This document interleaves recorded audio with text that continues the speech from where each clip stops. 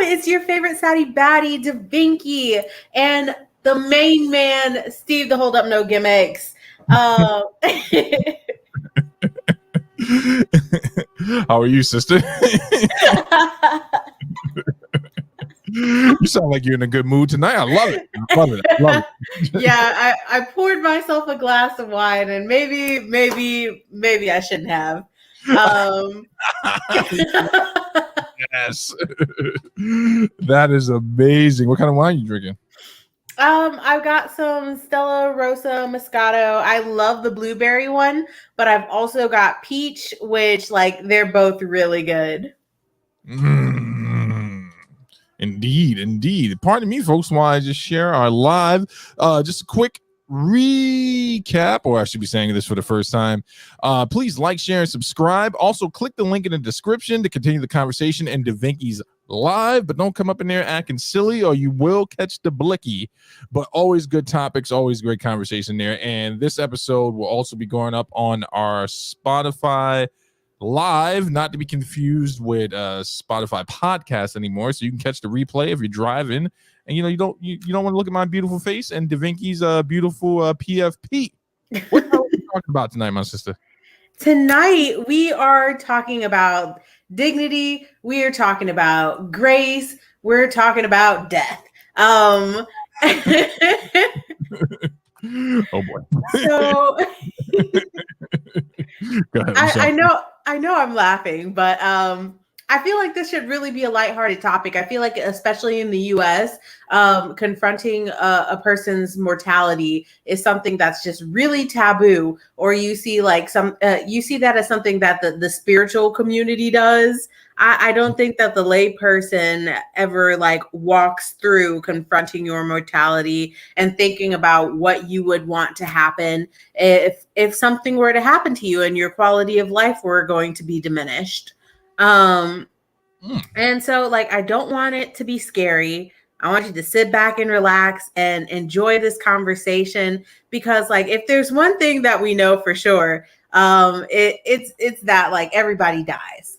All right. Right. When somebody tells me that I absolutely have to do something, my response is always, and the people who know me know what I'm about to say, the only thing I got to do in this life is stay black and die. Stay woke. You got to stay woke. No, you don't even got to do that. You don't even got to do that. If the pressure of that lifestyle is too heavy for you, you don't even have to do that. That's not the path that I would take personally for myself, but you don't even have to do that. So like I said, only thing you got to do, stay black and die.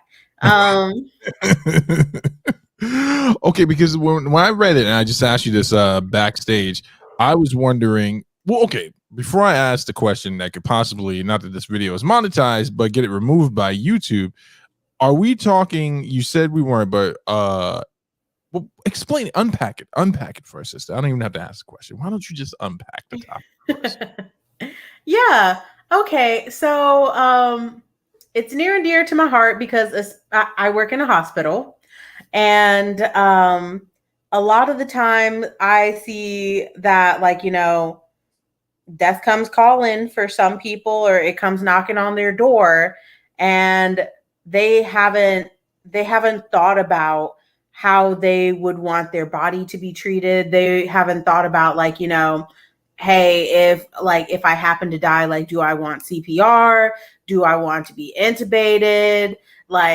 Any of those various things. And then there will be people who end up in those situations, and it's people who they haven't talked to in I don't know, 5-10 years, or not very close to family, making decisions for them about their quality of life, or even it's their family making decisions for them, but your family's only concern is, I want my family member back, and by any means necessary, but they don't really think about what any means necessary means, because modern medicine it's amazing.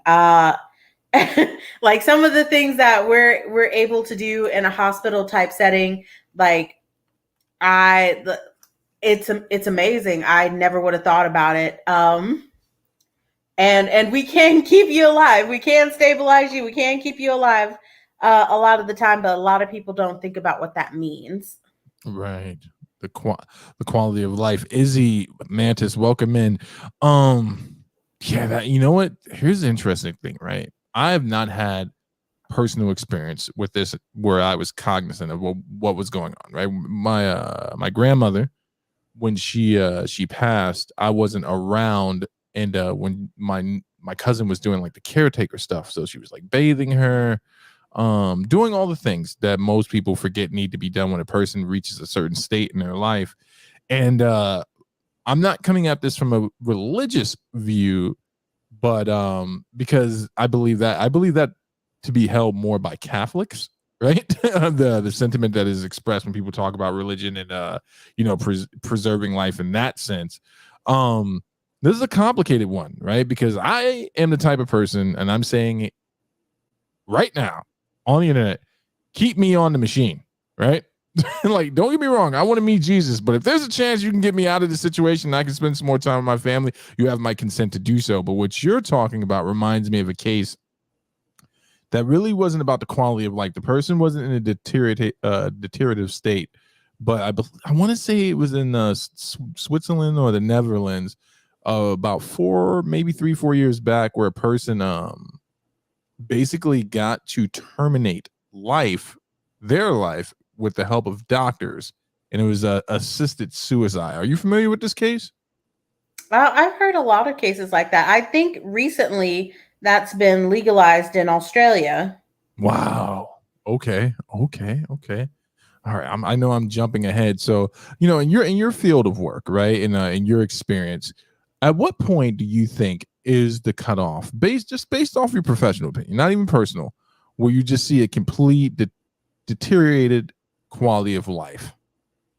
Um, so especially last year and the years before that, while we were going through COVID, I I worked in an ICU that had ECMO patients, right?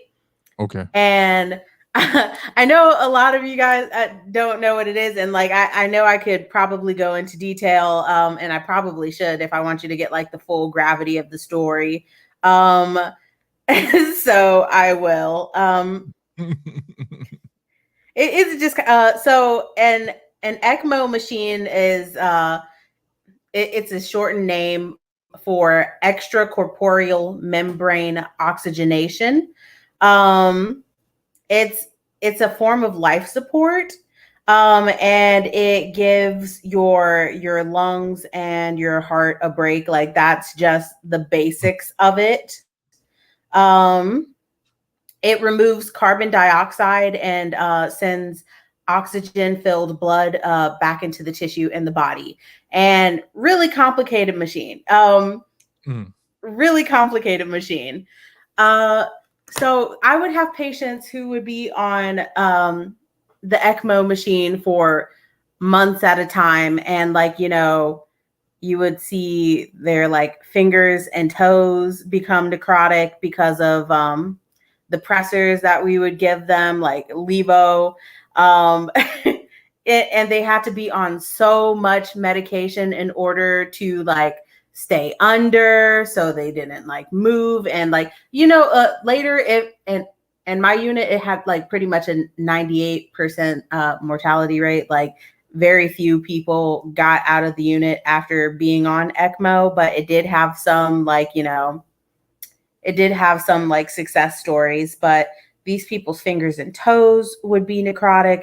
You would have to do everything for them. They would have rectal tubes for when Wow. they pooped, and Foley's for when they peed, and like you would turn them so they wouldn't get decubitus ulcers. And we did this thing called proning, where you turn the body all the way over, and you have to have a perfusionist in the room to make sure that the ECMO machine or like the cannulation sites didn't get dislodged. And it was a lot of work. And like you would see over the months that a couple of those patients would be there, they would just like waste away, and it felt like torture.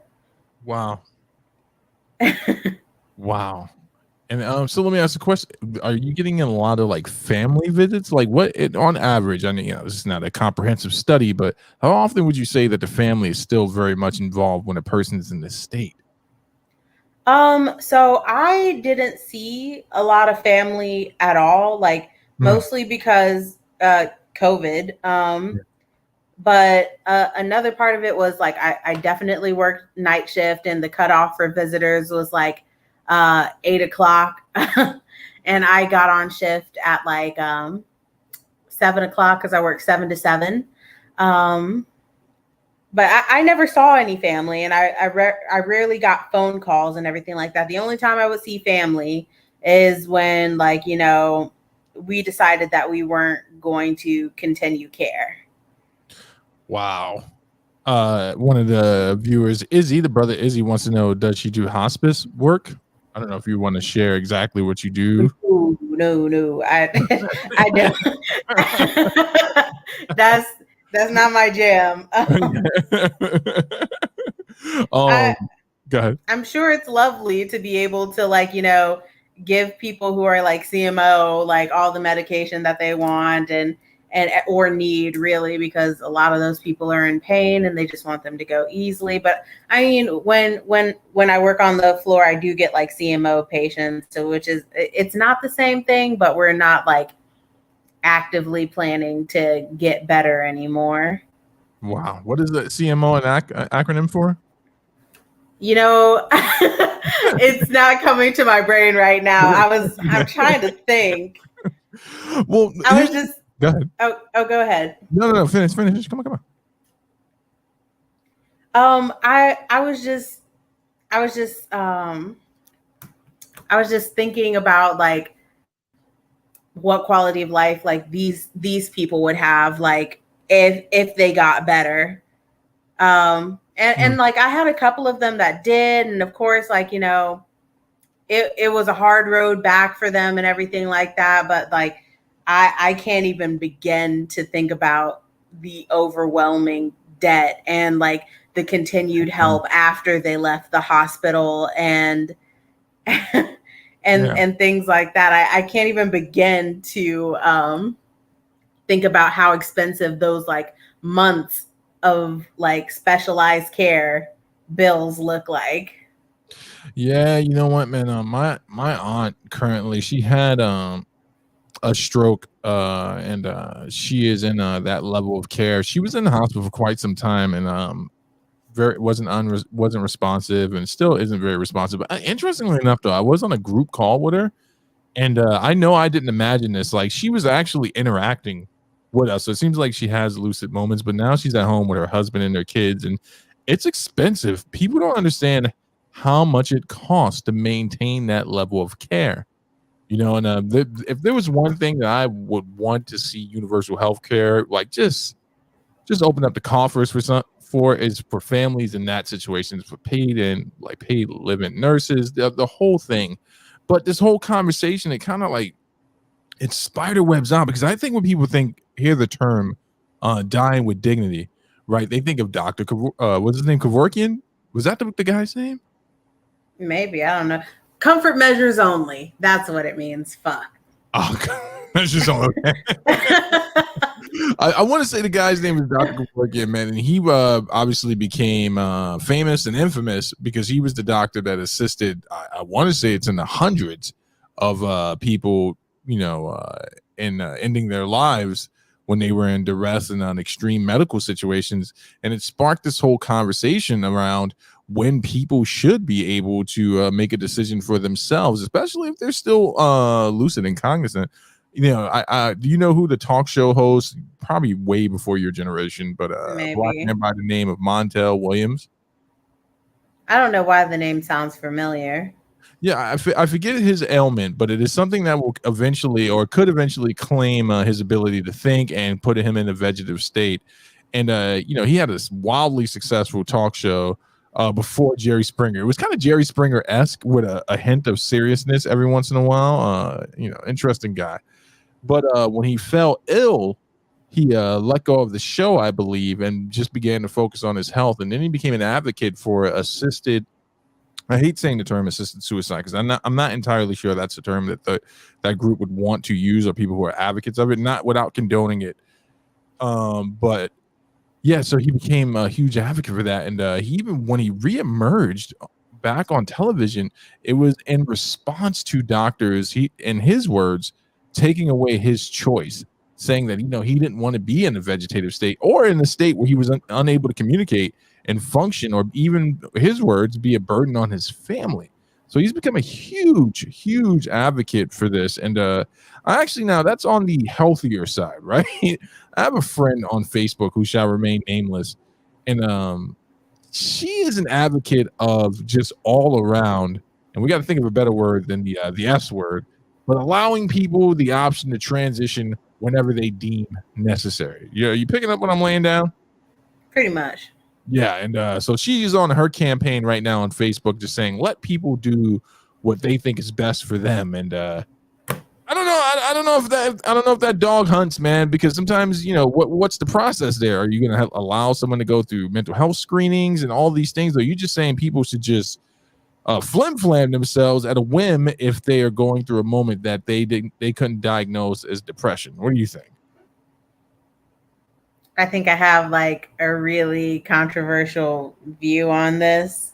No, that doesn't surprise me. I think that like you should be able to make choices in your own life because it's yours. Nobody else gets to live it but you. And people may not always agree with your choices or like that you made them, but as long as you're not like hurting people with like your choices, like this is something that like doesn't extend past you, then like you should be able to make your own choices, Yeah, no, and I hear what you're saying. I'm such a huge proponent of the mental health evaluation, which I think it's glossed over sometimes in pursuit of like wanting to validate everyone. It's like, I feel as if though, and true, it's a choice that will only ultimately impact you first and foremost, and then those around you. But I just feel like I'm not condoning it, but let's finish the thought, right?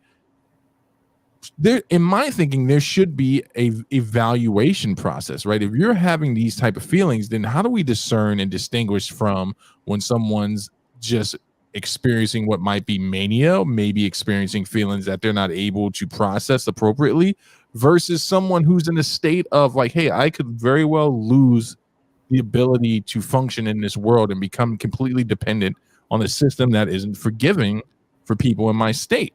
You know what I'm saying?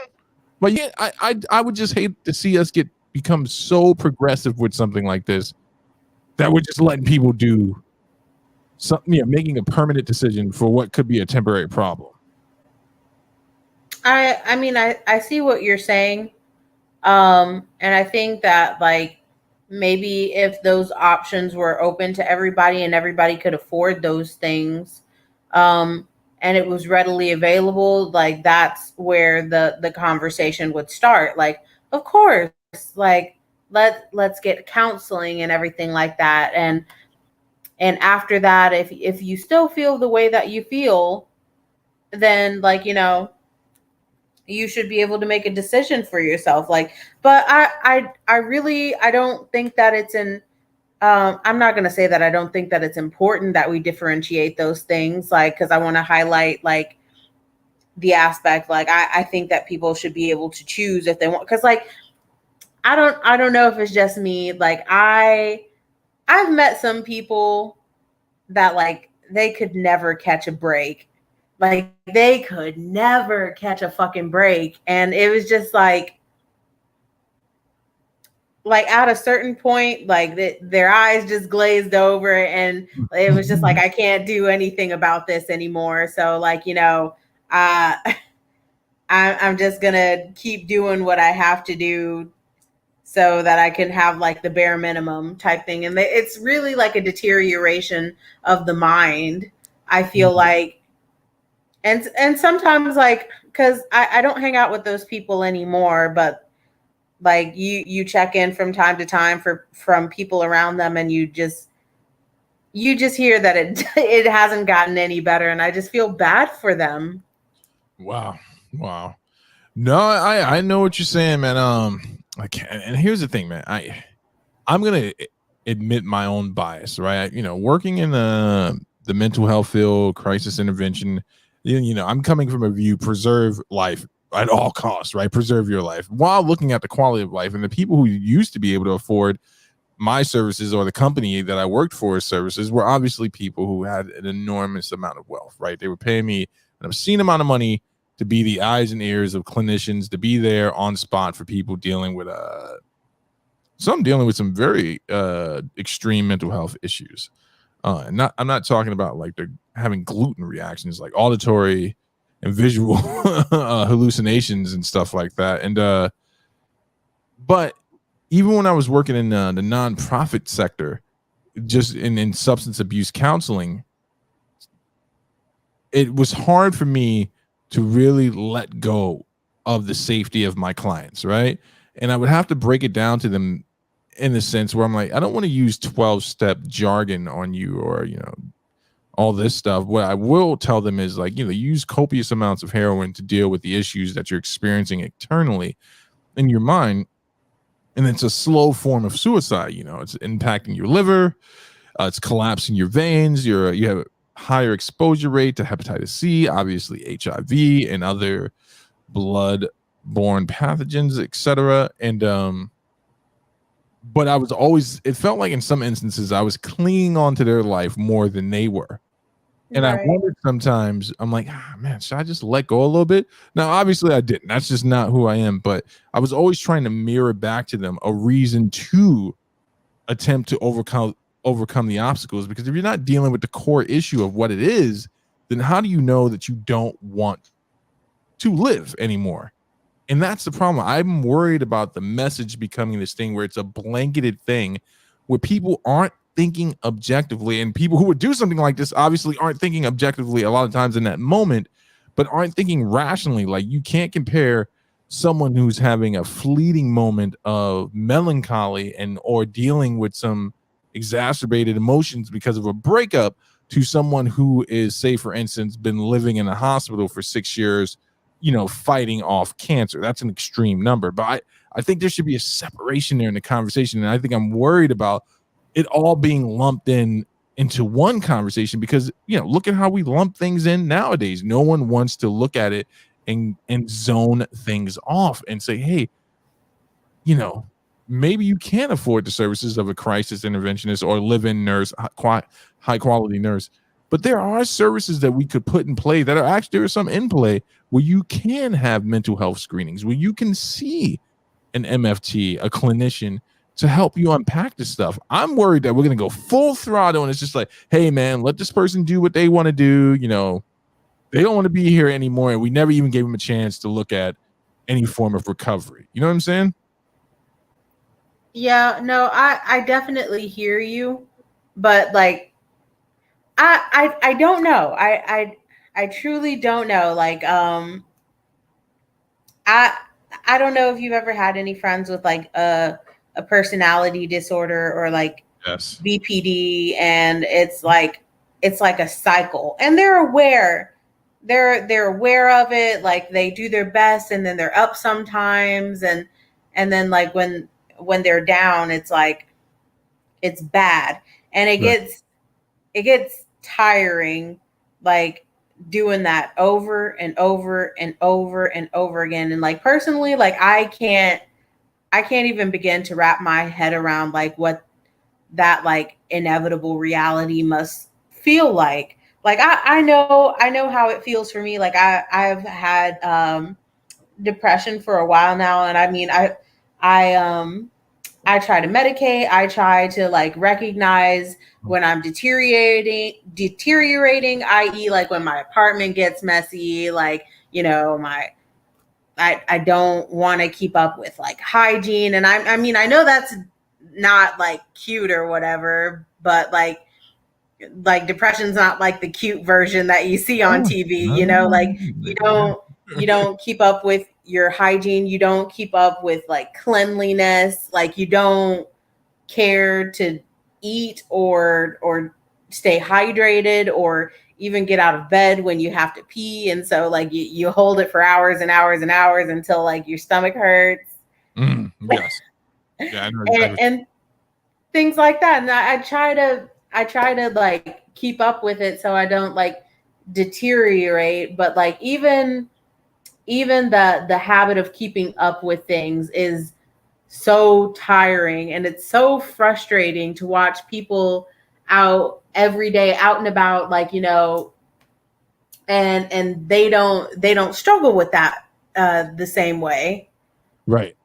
And it's really tiring. And I just like, I understand what you're saying about the thing where like maybe this should only be available to people who, like, you know, are in the hospital for a long time, and they probably don't won't get any better, or they don't have any quality of life. And I know that a lot of people don't think of depression as like a disease, or like, I know that they know it's a mental illness, but they don't think of it as something that, like, you know, you can't change with a little positive reinforcement. Like, people tell me all the time, like, if you change your mindset, your situation will change. And it's just, They're it's idiots. not that easy because it's a chemical deficit. Yes. Yes, it is. And you know, I was diagnosed with clinical depression in my early 30s.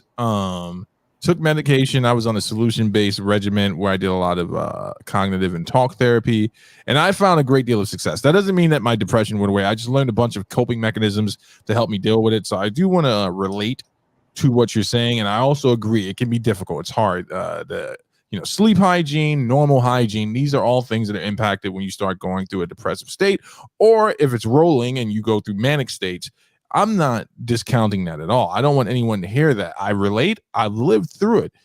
I just think that, and even the portion you just brought up right now, that's another issue, right? We've allowed pseudo spiritualistic things to infiltrate clinical processes, right? So anyone that's ever said to you, like, hey, you just have to think positively, I'm like, no, bro, go take your Eckhart Tolle book and shove it up your ass. That has nothing to do with my clinical diagnosis. The tools that are available and that you learn through solution-based therapy and other means to deal with being diagnosed with depression, that's what needs to be settled on. I think that around this conversation, though, right, excluding ourselves, right, which is the hardest thing to do because we're ego-driven creatures, I seriously do think that just like too much pseudo spiritualistic stuff has made its way into you know, clinical conversations and therapeutic conversations, it's made its way into this conversation as well. We're looking at it as if death is the solution, because you know, we have to use the word, right? That is the result. Is death truly the solution to the problem? And who decides that, right? So if the person decides that for themselves, then I think we would be heading down a dangerous path, right? Like, we obviously don't live in a society where people can't look at the exception to the rule, right? They see the exception and then they make the exception the rule, right? And they're not looking at how, yes, dealing with your depression is hard. It is difficult, but it's not impossible, right? Now, I have met people whose depression is so intense that it does cause them a great deal of mental, and in turn they cause themselves a great deal of mental anguish, and then they cause themselves a great deal of physical pain. But the Hippocratic oath of any clinician or any doctor is to do no harm, right? Do so, and this is not in response to what you're saying, I'm just talking out loud. I think that, yeah, I'm gonna have to take a hard no on almost all of these instances, because I can't trust society not to just make it a blanket thing. That's my huge fear. That my huge fear is that we'll start allowing 16-year-olds who weren't even given the appropriate amount of time to deal with their diagnosis, the ability to end their life, because our pendulum just swings back and forth. And it's a hard thing to say, but we live in a whimsical society that just, in one instance, they want to be so data driven until it comes to a conversation like this. And it's like, well, let's look at the DSM, let's look at the diagnosis, let's look at the prognosis, let's look at the therapy. And we're going to throw all of that away in the name of allowing people a possible solution. And that's hard. It's a hard one. But this is where you come to hear hard conversations and get uplifted. So what do you think, my sister? Yeah, I don't trust our society here in America either. Not that I think that we would be afforded like this level of bodily autonomy here, because we struggle with the basics. But I don't know. I think that like this opens up a bigger conversation about like what you want and how you know that you want it, and like whose opinion is more valid in your life. I think that that's what the conversation opens up to when you're talking about this, because like I'm talking, but I don't. Can you guys hear me? Yeah, we can hear you. Can you not hear me? Oh, there we go. Sorry. Go ahead. Whose opinion is more valuable in your life? I missed everything after that. Oh, okay. Did everybody else hear me? Like, just drop a Y in the chat. Oh, they heard me? They heard you. I hit the wrong button on my mixer. Damn, Steve. Go ahead. I think it just opens up a conversation about decisions and like playing an active role in your life. I think that so much of our lives are driven by kind of this sort of a quote unquote canon. You're supposed to go to school and then like get a boyfriend or a girlfriend that you marry, and then have a couple kids and work your job until you're old, and then your kids are supposed to take care of you until you die. Like that's kind of like our canon. And nobody, or rather I shouldn't say nobody, because there's been a lot of people who have thought about alternate lifestyles, but there's a great majority of people who don't think about anything other than that. And they look up when they're 60 and realize that they've done everything that they were supposed to do, but nothing that they wanted to do. And it's hard.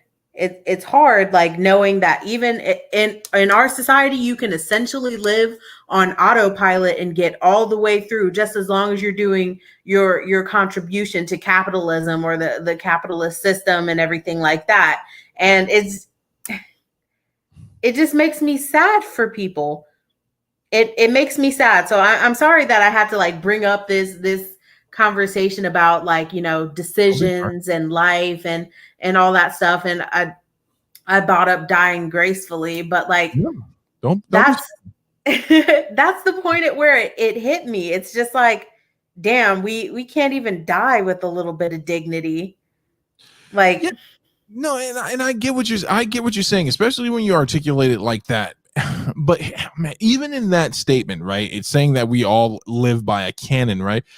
That's a wildly, and I say this with love, a wildly presumptuous outlook on how people are living their lives. Yes, people live and then they have children and they get involved in a system in which they are living for something more than just their wants. I think that sometimes, man, I really, really do believe this, man. The best thing, and I'm just going to use myself as an example and just speak from my experience. I should not be able to do everything that I want. I've gotten to do a great majority of things I want, but now with competing higher pleasures, which is a technical and clinical term, I have found a much more enriched life. I think sometimes the problem is we have too much time on our hands. We have too much freedom to contemplate and pontificate upon life and what could be, as opposed to dealing with what's in front of you. And that's what I see with a lot of people with suicidal ideation is that. And remember, I am not your doctor, so go speak to your doctor.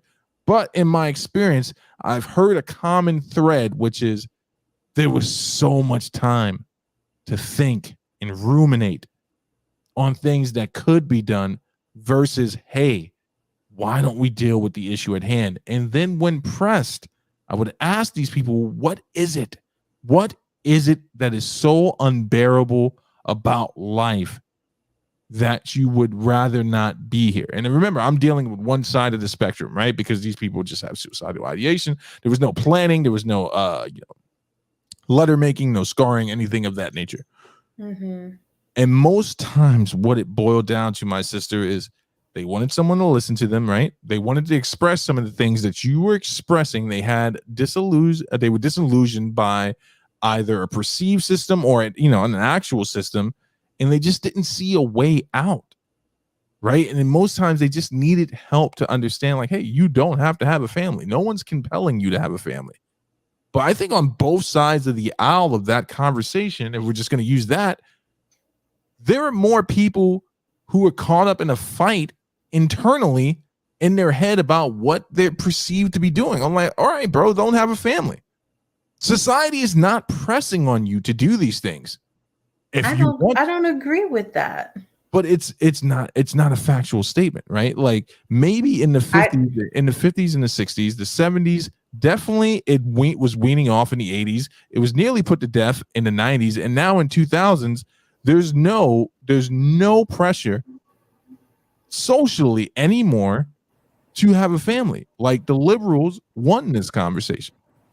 You can do whatever it is you want to do. Now, you might experience pressure from your tribe, right? Your immediate nuclear family, but we can't say in 2022 that there's pressure to live any lifestyle but the one you want to live. The progressives have won in this conversation. So if that's the argument, then live the life that you want to live. I don't know that I agree with that at all. And I understand that, like, you're right in a couple of things. Like, you can definitely exist in your life solitarily without the pressure from like immediate family and everything like that to get married and have a kid. And I don't know, like maybe that's like a man thing. I hope you can hear that, like, with the most love in my heart, like, because I don't think that any woman that I have ever talked to hasn't been like, especially like women who have similar views to me, like how I don't want to get married. I don't want to have kids. If I am in a relationship, I want my own space. I don't want to cohabitate, like, those kind of things. Like there are people who are just like, damn, like, what's even the point of like being in a relationship with you then? If and let me finish, like, and it's just but that's like the reality for a lot of the women who have like similar mindsets to me in regards to all of those things. But I think you were right about like the thing about society. Like society can't put any pressure on you if you don't do those things anymore. I mean, of course, I think it's a little bit easier being like married and having a family and going along with the canon, because I mean they write tax breaks for you if you get married. Categorically wrong. You get tax breaks if you're in a certain tax bracket.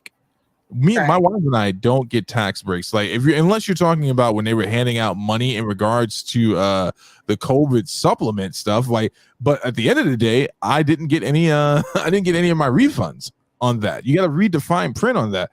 But I do want to respond to what you're saying, because it's important what you just said, right? In regards to women and their experience in this conversation. And this is not presumptuous, but I think it's something that I would want, if I had a daughter, I would impart it to my daughter. And I think it's something that a lot of men have forgotten and they need to remember. Someone saying something to you or projecting something onto you is not a reality.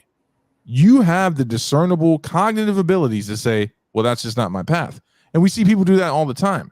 I think the problem becomes, and most times, and I'm just looking at this from a mental health stance, is you have to be able to differentiate, and people have to help other people differentiate between things that are being said and things that are being projected and things that are being forced upon. Words, lifestyles, etc. cannot take hold of you if you're not, unless you're caught up in a cult. And this is the issue, right? This is the issue I have with this topic, not this topic, but from my side of the table.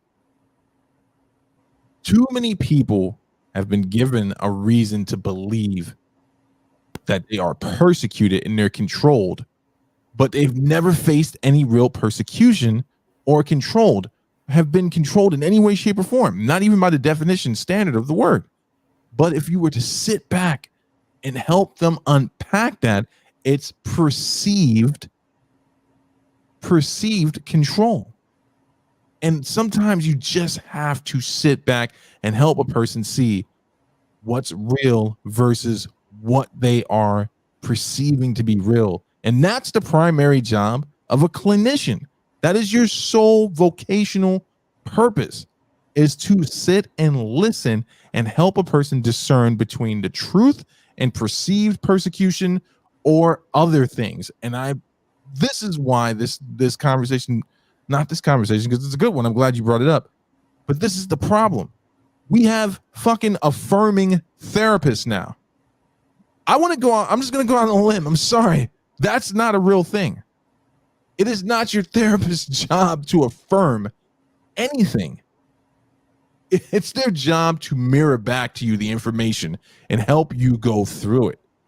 And that's why I couldn't trust this to be a nationwide decision, right? Because hell, you brought it up earlier. We've got people inserting pseudo-spiritualistic bullshit into the conversation of depression. How did that happen? Because we wanted to get rid of things like the DSM, the clinical Bible.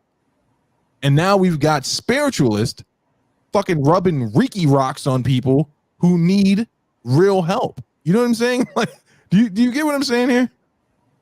Yeah, I do hear you. I think it's a little insensitive. Like, and I'm saying this with all like the consideration. It's not like to attack you or anything like that. I think it's a little bit inconsiderate of like some people's actual realities. Like when someone threatens you, you don't actually want them to go through with the threat, you right. know?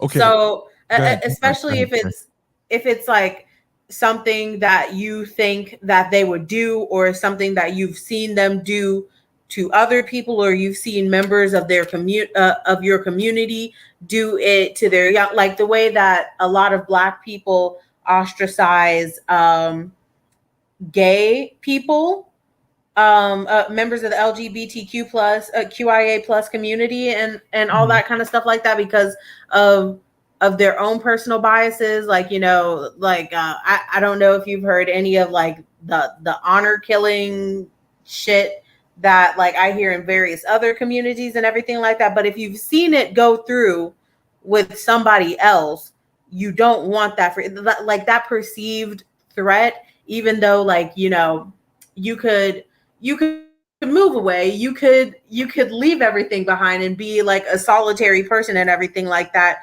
That's a scary thought. And I think it takes like more courage and resources than I think a lot of people have. And I think it's really insensitive to say that, like, you know, it's not actually a threat. See, but what you just did there was you conflated two culturally different things, right? An honor killing in Islam, which is what you're referring to, is different than someone being told that they should get married because that's best for what's in their life in the African American community, right? Because I didn't make that comparison. Someone who lives in Tehran or somewhere that lives with the morality police is experiencing actual persecution, right? They're experiencing physical, viable, tangible persecution versus someone who lives in a home where it's like, hey, you should get married because this is best for your life. Those are two different things, and that's proving my point. If you're a person that lives in Tehran or you live in Afghanistan and the morality police, or hell, even Saudi Arabia and the morality police, which is a real thing, It's not something that's made up, and they're coming through and they're here to enforce Sharia law. That is a real thing that can happen to you, versus your dad and you having a conversation about why marriage is the best move for you, and you could simply choose to ignore your father unless there is a threat of physical violence. Then that makes that similar. It's not that I'm being insensitive, it's just that I'm doing what a person is supposed to do when you're looking at perceived persecution versus actual persecution.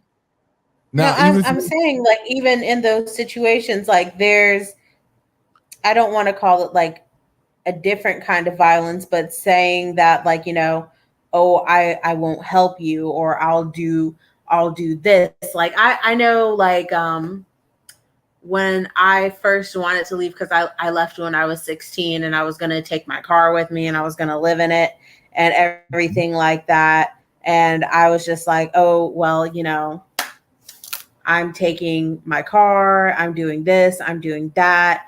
And I don't want to like blast my mom or anything like that. But then again, y'all don't know who that woman is. I mean, it's up to you. You and I have had private conversations, but I will cut you off if I think that the wine is making you overshare, because I love you. Period. So, Period. So you tread lightly. Go ahead. She would be like, "Oh, the car is still in my name, since like it, because I paid for it. Like, I paid for the insurance. Like, it was my money, but it was like her credit that was able to like purchase the car and everything like that." Right. She's like, "Well, the car's still in my name. I'll just call the police and da da da da." And like, that's like actual threats in order to like make you do what, because like I think that even if the threats are small, they're still threats. There's still something that's looming over you in order to discourage you from doing the thing that like that you want to do in order to live the life that you want to live. Like my friend Lily. Ooh, fuck. I didn't mean to say her name. But then again, y'all don't know none of my people. Y'all don't fucking know me.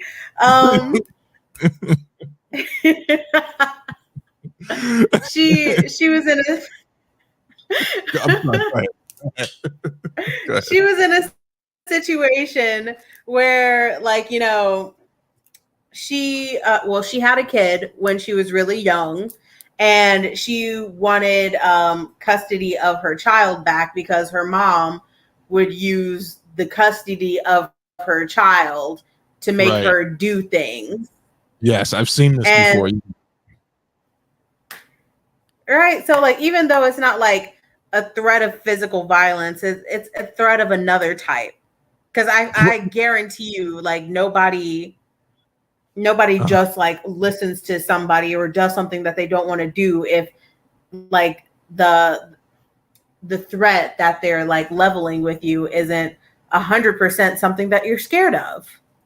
No, 100%. But again, that's an actual thing that's happening to you. That's a form of control and manipulation, right? That is something that's tangibly being done and objected onto you, versus something that you perceive as happening to you, right? Beyond the points, that is going beyond the point of words. Do you understand what I'm saying? Like, what your mom did to you, that not so subtle form of trying to control you, that is something that's actually happening in the world, not in your perception. You see the distinction I'm making? Yeah, of course I do, but I can't think of a situation where there's not like an actual threat being leveled against you in order to like, unless you're not able to decipher these things.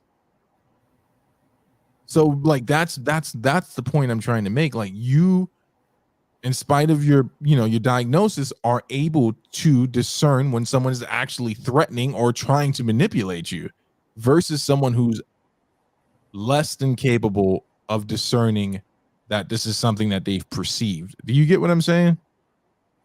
Yeah. Are we off topic? Did we go on a tangent? Oh, we're having a great conversation. What are you talking about? I mean, yeah, like, I was just like, how did we get here? Like, we're supposed to be talking about dignity, damn it. Like, what the fuck? How did we get here? We're talking about you and your actual feelings. We've broken the fourth wall. Let's keep going with it. No, I get what you're saying. No, Wait, what? The fourth wall. yeah, I knew you this was a know simulation. exactly. That's I what I'm knew saying. No, it. but like again, I don't want to come off as insensitive. I just, to my original point in regards to this whole topic, right? So I'm not agreeing with it, right? I'm not agreeing with it, but I'm allowing myself to go with the conversation. Hypothetically, this should not be a blanket thing. Like Public was in earlier and said they didn't believe that anything like this would happen because our country isn't in line with body autonomy. I'm paraphrasing. I could scroll back up to find it, but I think that in pursuit of bodily autonomy, we're willing to forego clinical science just so we can basically say people can do whatever they want without any rules or any regulations to make sure that we're not just allowing people to terminate themselves before we know there's a solution. I And when think you that that's go ahead. Go ahead. I think that that's your concern as like a person who genuinely cares for other people. The position that our government would take like would sound like yours, but their actual motive would be something to the effect of, "Oh, we won't have enough worker bees." No, Like, I can't disagree with that. I can't disagree with that statement. so like they would make it sound like, oh, we genuinely care about our people, and we know that, like, our America, like, it's a very sick place. Like, I think COVID showed us like how really sick Americans were or Mhm. are, how really sick our country is. And like I think that they know that like a lot of us are on like SSRIs or like antidepressants and everything like that. Like so many people are on medications in America that they can't even test a lot of medications here. They have to go to other countries because the pool of people who just don't take any medications and just be out here raw dogging life, um that pool is so small. Yeah, man. I don't know how y'all fuckers do it. It's hard. It's not that, and I think, see, and this is again, this is where it's interesting because I'm not entirely sure that you can hear your side of this, like your bias. It's not that people are raw dogging life, right? I'm not out here raw dogging life. We have almost nearly the same diagnosis, right? I experience the feelings that you feel. Sometimes I feel overwhelmed. Sometimes I don't want to tend to my hygiene. Sometimes I don't want to get out of bed. Other times I don't want to eat. I'm probably going to be one of the few males that that's ever dealt with anorexia or bulimia at this. Like I've been there. I've done that. I'm just saying from a personal experience and a clinical experience that when it comes to these things, we need to start pushing out the quacks and allow people to seek and have real therapeutic help. Now, to your point about the government and the worker bee statement, you're probably 100% right. I'll concede to that. They'll probably like, we're losing drones. Or if you're going to follow that train of thought, they probably would be okay with, people transitioning because they're like, well, there's too many of you. We can't support you anymore. Right. And that's my fear. It's like we have to remove all these things and we have to have a set established rule, objective rule and screening process to make sure that neither sides of these conversations are imposing themselves. And my fear is that there's nothing in this country that we can't turn into a partisan situation. So we lose objectivity and it either boils down to feelings or prejudice. And that's my issue. That's my internal fear. I think some doctors would be more than willing to do this if they had a clinical reason to do it, to allow someone to move on with dignity. You follow what I'm saying? But if it's just like, if it's feelings based, and I mean that the way it sounds, versus something that's actually manifested in the physical world or something that's going on, like I'm trying to use words that won't that won't get us kicked off this platform, but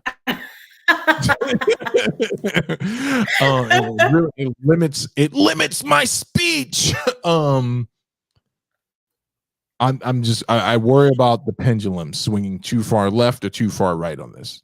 Like you got to see where I'm coming from on this. We can't even have a conversation about gender without it become polarizing. Now we want to introduce the conversation of like, should people be allowed to, you know what I'm saying? You know what I'm saying? Yeah, I wish that people had more control of their own lives, or like, I wish that like, even if you didn't know what you wanted to do, or like how you wanted to live, that you could be afforded a little bit of grace while you found out. And that's something that I just don't think that we have here. Like, I think that I never started asking myself any of these questions until I was financially stable enough to take it one day off a week. And now that I only work like 3 or 4 days a week, I've got plenty of time to ask myself questions, plenty of times to like find hobbies, and learn how to cook dishes, and read books. And I've got thoughts. I've got lots of thoughts. And I think the majority of the time, like, at some point, like the low wages and the high rent, and all the bad education are so you don't have time to ask these questions. I see what you're saying. I understand what you're saying, right? But at the same time, your mind works at like an amazing rate. And I don't know, I've worked a few shit jobs in my life, but I always have time to ask myself these questions because the reality of my situation always allows me the opportunity to ask these questions. I think, and I say this with as much sensitivity as I can muster, the conversation that you and I are having is different than people having an inner monologue privately about whether or not they should be able to do this. Right. And I think that if we were to look at some data in regards to the topic on its very multi-layered, multi-layered scenario type of study, we'd find that a lot of people have pursued this course where it wasn't necessarily the right thing to do, and they were just misdiagnosed. You understand what I'm saying? Or does that? I think that was pretty clear, right? Yeah. I So go ahead. Go I ahead. want to think that it is. I want to think that it is very clear, but I don't think that like the temporary feelings is what like gets people a lot of the time, or at least when I've talked to some of my friends that like, frequently joke about like having suicidal ideations. It's not like the temporary thoughts that get you. It's the thought that like, this is my reality. Like, these Yeah. highly educated individuals that graduated from college with me. They did everything that they were supposed to do, jumped through every hoop, got through every adversity and everything like that. And now they work at a restaurant, a Chipotle, a McDonald's, because like the market was completely over flooded with their type of degree, and the positions that they want have been occupied by the same person for like 50 years. And Mm-hmm. there are people with seniority in the company that would inevitably take that position and keep it for 50 more years before it ever became your turn to take that position. And like, working at a restaurant and dealing with a Karen, and as she's spitting in your face, you're thinking about how this has been happening for weeks on end, and this is your reality. That's what I think is so funny. Like, people talk about, oh, well, nobody wants to work, and maybe if Kim K had to work a Yeah. retail job, like she would appreciate her wealth a little more. I think that if Kim K worked a retail job for a week, I have no doubt in my mind that she could complete that week. But that's not what would get her. What would get her is if that was her reality for the rest of her life. The only way that would work is if it was her reality, if it became her reality after having all that she had had. If she ever went to a destitute state, and I want to just say here, we're not campaigning for anything. Like, we're not campaigning for everything. Oh, but, damn. Yeah, I know what it sounds like. I'm sorry. I just want people to think a little bit, like, think with me for a second. You want people to empathize, right? And there's nothing wrong with empathizing, because what you're describing is you're describing people. A lot of people that I know that went to NYU, that went to Columbia, that went to Emerson. A lot of people that went to really, really good schools, right? And then they got out to become bartenders because the reality of their degree versus what was available was different. But does that mean that you should end your life? Oh, no, right? No, definitely not. I was just saying, like, you know, I'm sorry if that was confused by anyone in the chat. Like, and that's what I'm saying. That's what I'm saying, man. This is all I'm saying. No. Right? So my point to you is this, right? So even using you as an example, right? What you conveyed and what you expressed about what happened with your mom and the subtle form of control in regards to the car, right? But that's not your reality anymore, right? Even with your diagnosis. No. And again, I'm not anyone's mental health clinician. Please seek appropriate resources. Maybe I should start linking in resources for people so they can talk to people who are accredited and do that type of work. That'll be in the recap link. I will say this. Yeah, drop like the skewer side. Drop the skewer side help hotline thing in the chat or something like that. Like, yes. Well, I'm pontificating. You drop it right now. I'm about to lay out some Bill of Rights level pontification. Okay. Well, let me. Okay, go ahead. I'll go on mute and try to find the number. So, no, but my point is that, like, you learn through a therapeutic process that though your day-to-day routine, yes, it is your quote unquote reality.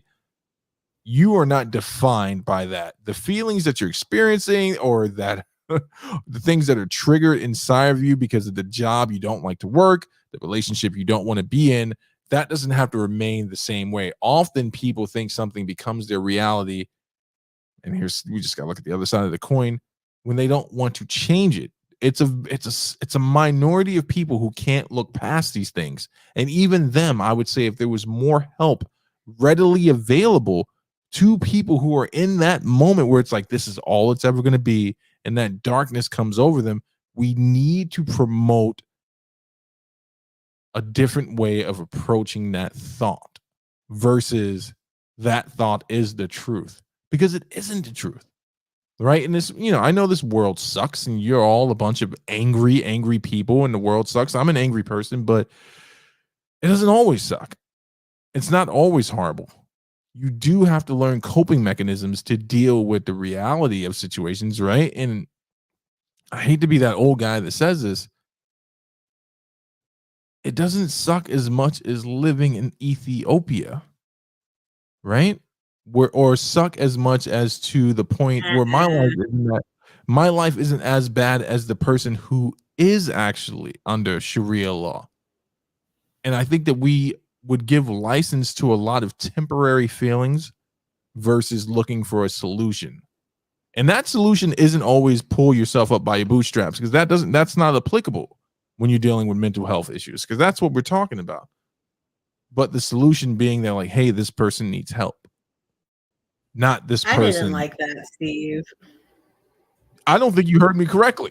And I knew you wouldn't. What did you think I said? I hope I didn't hear you correctly. I didn't like that at all. Repeat what I said. As bad as it is, you have to think about the people who like lived in Ethiopia, or the people who actually live under Sharia law. I'm drawing a comparison. Like, I didn't like that. But I didn't like that at all. Why don't you like that?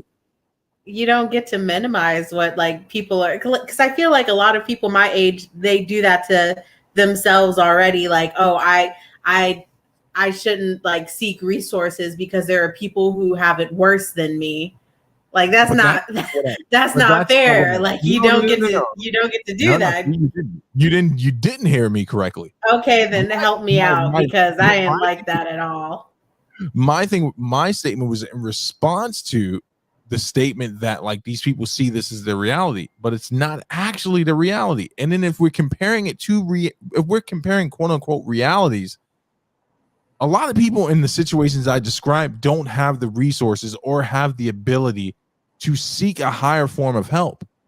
But your statement was there are people who are so caught up in their day-to-day routine that they can't see past it. You didn't want to say it out loud, but that's what you were alluding to.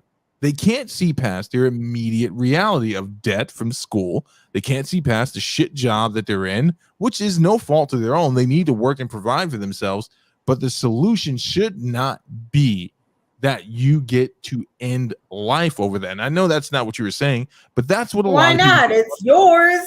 It belongs to me. But that goes completely contrary to you're normally a data-driven person, and now you've given into, well, I should get to do what I want to do. Well, wait, let's look at the data. it doesn't hurt anybody else. Like I don't understand. You know what? Never mind. Exactly. We're gonna end early tonight, folks, because my friend had some. What do you mean? I'm good to go. I don't know what you're talking about. Okay. What I'm saying to you is you cannot make that comparison. You can't make that statement. Like, your situation monetarily should not give anyone the reason to end their life. Right? If we're setting a criteria, which is what I've been saying from the beginning of this conversation, that person should be afforded resources for appropriate diagnosis. Not like, this is my reality and I can't see past it. That doesn't even have to do with my sentiment. That flies in the face of therapy. It completely flies in the face of therapy. Do you understand what I'm saying? Like, that flies in the face of the complete therapeutic process, like in the intervention process. Like, their family should be made aware. We should start circling around these people and figuring out how we can help them. Not just, hey, you know what? He made the best decision for himself. No? I think that, like I said, you're a good person and you care about people.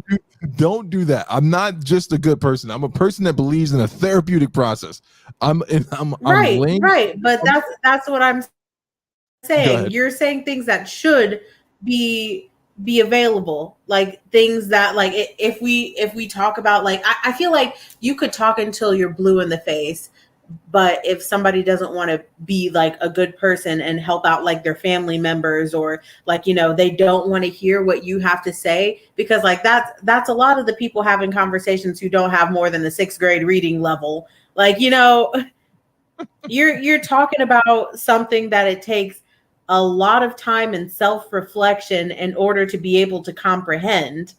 And like with go ahead. And like, I believe that you have the capacity to do something like this, and you have the capacity to like rally around your loved ones and everything like that, and present viable resources and everything like that. Like, even if you were in a situation with somebody who couldn't afford resources, you would do your damnedest to make sure that they felt supported.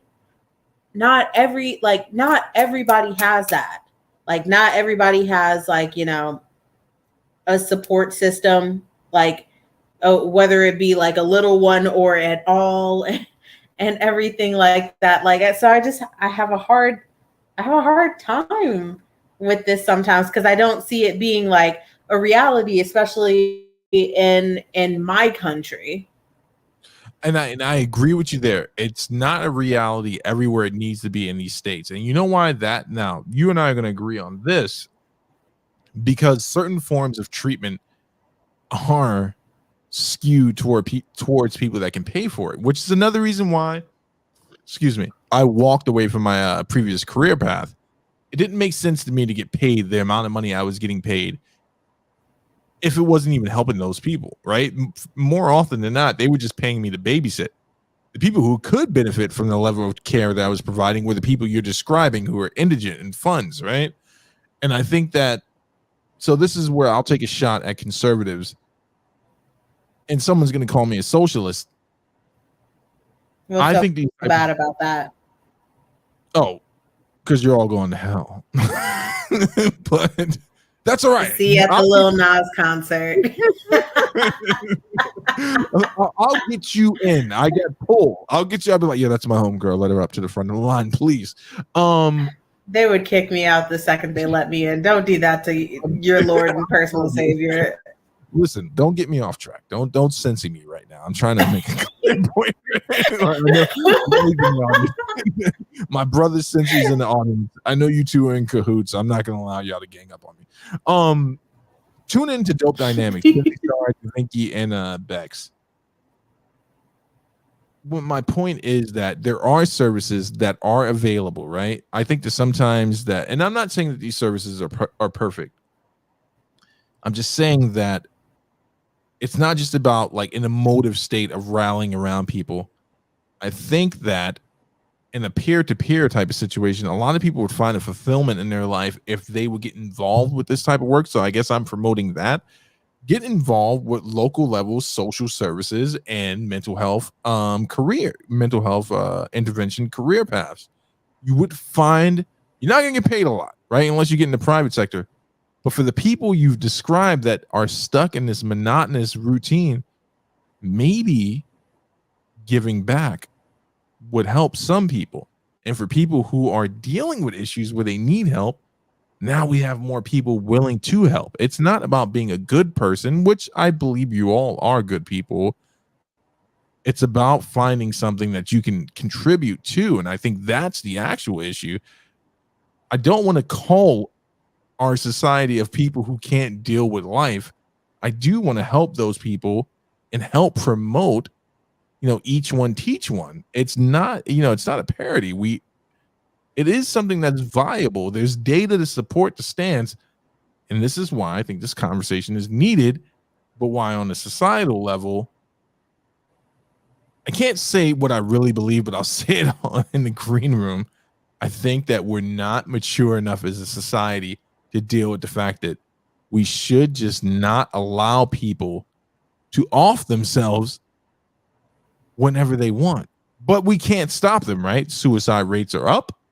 Substance abuse is up. After COVID, it's still rising. No one's paying attention to that.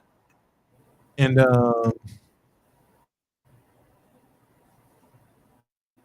I just don't want to concede. I don't want to concede to the fact that we should just allow people to deal with pain whatever way they want to without taking an honest look at it.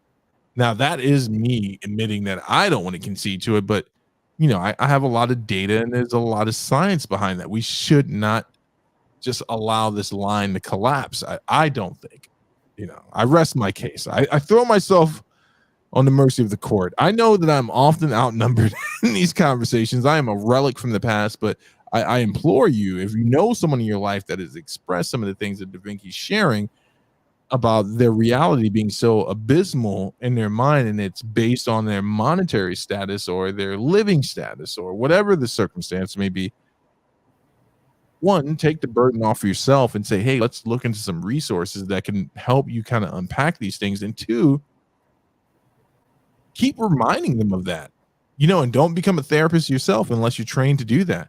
But be there for them. Remind any friend that you have that's going through something like that. There are resources available. So now I got to put all the links in the description. And that's all I got. This is really depressing. But we needed to talk about it. I thought it was a great topic. Yeah, I wanted people to think about your life and think about like what you want. Like I know that a lot of the time, like you can pretty much go on autopilot and make it through, but that doesn't make a life like that you would probably enjoy looking back on. Like my primary goal, if I have to fucking be here, like I'm gonna live a life that, like, you know, I'm gonna look back on, like in the final seconds. Like, you know, when people say their life flashes before their eyes, my shit is gonna be a goddamn movie. It's gonna be amazing. I know. Like me and God are me. Yeah, me and the other gods are gonna sit around. There are no other gods. Yeah. Like me and the other gods are gonna sit around a round table, and they're just like, "Damn, Vinky, you did your thing down on Earth." Like I'll be like, "Yeah, I know, I was amazing, wasn't I?" How it actually is going to crescendo is me dead, looking down at your wedding, going. That's the exact laugh I'm gonna like haunt you with. But this has been another amazing. You always do that. We gotta get out of here. It's 1 hour. Do that. It's 1 hour and 15 minutes. I'm not. Trust me, you'll thank me in the morning. I love you. I love all of you. This has been another great episode of. I guess we can agree on that. We agreed on some things. We didn't agree on some things. No, we didn't. But that's how you do. We agreed on stuff. You're not. My God. Make sure to comment, like, share, and subscribe. Catch the replay on Anchor. Catch the replay on YouTube. The link for DaVinky's Discord is in the description so we can continue the conversation. Also, jump in there just in case DaVinky ever goes live on Spoon or any other platform. You can jump into her lives and enjoy those. But also join for the thought or question of the day. Very riveting conversation, going to push you and pull you in different ways that you had not been thinking. You come here to be made entirely uncomfortable, and that's what we hope of the show. So on behalf of my co-host and myself, we do appreciate you. We love you, even if we don't know you, and hopefully you don't owe us any money. Y'all have a good night. DaVinky, say something nice to the people. I'm a god and a genius, and if you would like to talk to me personally, you don't have to pray. Just go to thefeministerup@gmail.com. Oh, the blasphemy. Y'all have a good night. Peace.